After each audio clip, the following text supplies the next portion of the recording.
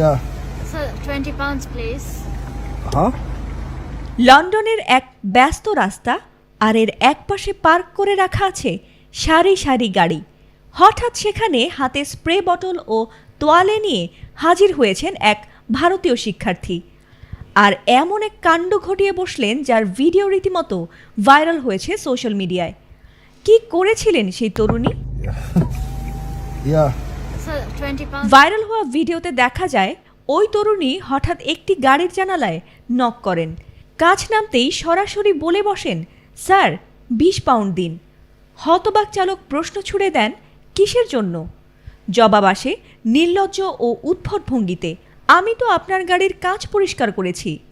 চালক তখন অবাক ও ক্ষুব্ধ হয়ে বলেন, আমি তো আপনাকে বলিনি কাঁচ মুছতে, আর সামান্য মুছি দিয়েই এত দাবি করছেন। কিন্তু তাতে যেন মোটেই ক্ষান্ত হননি সেই তরুণী। তিনি পাল্টা যুক্তি দেন, এটা তো আমার জীবনযাত্রার খরচ।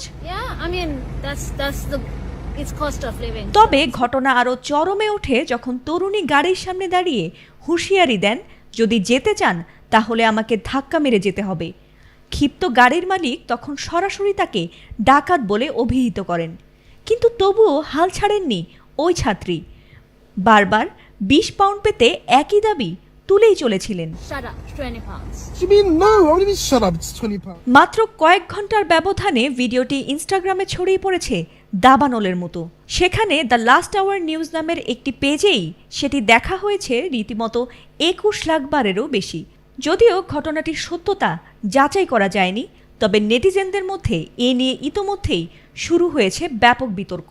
কেউ কেউ তরুণীর এমন আচরণকে সমালোচনা করছেন, আবার কেউ কেউ মনে করছেন ঘটনাটি স্রেফ সাজানো নাটক। And Can I please have 20 pounds? ভিডিওটির মন্তব্যের ঘরে কয়েকজন লিখেছেন, এর আগে একই তরুণী ও গাড়ির মালিককে ভিন্ন ভিন্ন ঘটনায় একসঙ্গে দেখা গেছে। ফলে অনেকেই ভিডিওটিকে স্ক্রিপ্টেড বা বিনোদনের উদ্দেশ্যে তৈরি বলে ধারণা করছেন। তবে সত্যি হোক বা সাজানো, এই ভিডিওকে ঘিরে একদিকে যেমন ভাইরাল বিতর্ক চলছে, তেমনি আবার সামনে আসছে যুক্তরাজ্যে আকাশছোঁয়া জীবনযাত্রার খরচের প্রসঙ্গও। ফাতিমা সুলতানা, এটিএন বাংলা।